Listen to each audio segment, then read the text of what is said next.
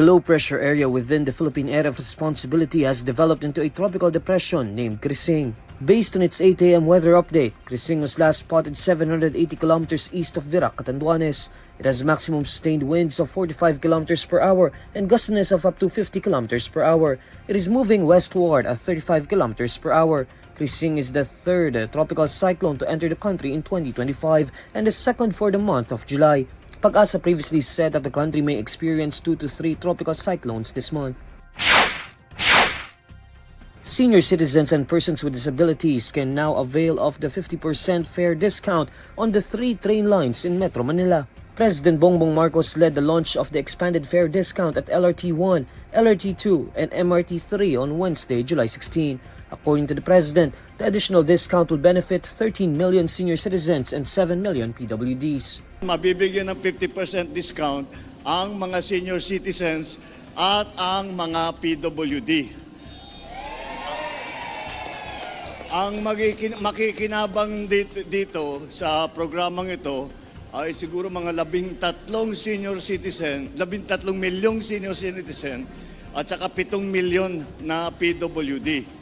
Kaya alam naman natin ang yan ang mga grupong yan, mga estudyante, ang PWD, mga senior citizens ay talaga naman kailangan ng tulong natin dahil very limited ang kanilang income. The 50% fare discount for senior citizens and PWDs begins on Wednesday. This new fare rollout for senior citizens and PWDs follows the rollout of the 50% fare discount for students in June. This aims to fulfill President Marcos's directive to ease the financial burden on commuters. A recent survey shows majority of Filipinos believe that Vice President Sara Duterte should face the impeachment court to formally address charges against her. Based on the social weather station survey commissioned by the Strat-based group, 66% of respondents said they agree that Vice President Sara Duterte should confront the corruption allegations against her through the formal impeachment process. Meanwhile, only 19% said they disagree, while 15% were undecided. Per region, National Capital Region had the highest amount of support for the impeachment trial at 76%, followed by Balanced Luzon at 69% and Visayas at 67%. Mindanao had the lowest at 55%. The survey also showed that 44% of respondents strongly believe or somewhat believe that the Senate was deliberately trying to delay the start of the impeachment trial against Vice President Duterte. 25% of the respondents said they somewhat not believe or strongly not believe. The survey was conducted from June 25 to 29, 2025 using face-to-face interviews of 1,200 adults nationwide. State prosecutors have sought to reverse the acquittal of former Justice Secretary Laila de Lima in the second of 3 drug cases filed by the previous administration against her. Based on the motion for reconsideration dated July 14, a panel of prosecutors from the Department of Justice asked the Muntinlupa City Regional Trial Court to reconsider its previous decision and declare de Lima and her co-accused Ronnie Dayan guilty of conspiracy to commit drug trading. The Regional Trial Court previously issued a revised decision which again acquitted de Lima based on an order from the Court of Appeals.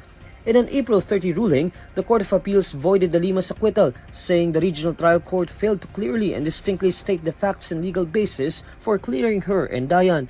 The Regional Trial Court also ordered the case remanded to the lower court. While the Regional Trial Court already issued a lengthy decision in compliance with the Court of Appeals order, the prosecution said the revised ruling still did not substantially comply with the appellate court's directive. The prosecution noted in particular that the decision of the Regional Trial Court failed to show how the recantation of the witness, former Bureau of Corrections Chief Rafael Ragos, affected the existence of the elements of the crime charged. The trial court's decision previously cited reasonable doubt as the basis for the acquittal, particularly after Ragos recanted his testimony that he delivered drug money to de Lima through Dayan. In an affidavit previously presented to the media, Ragos said former Justice Secretary Vitaliano Aguirre II supposedly coerced him to admit something that did not happen. The prosecutors further argued that Ragos was not the lone witness in the case and his testimony was corroborated by other witnesses. Meanwhile, in response to the prosecutor's decision, one of de Lima's legal counsel, Dino de Leon, said they are considering filing cases against the prosecutors for prosecutorial misconduct.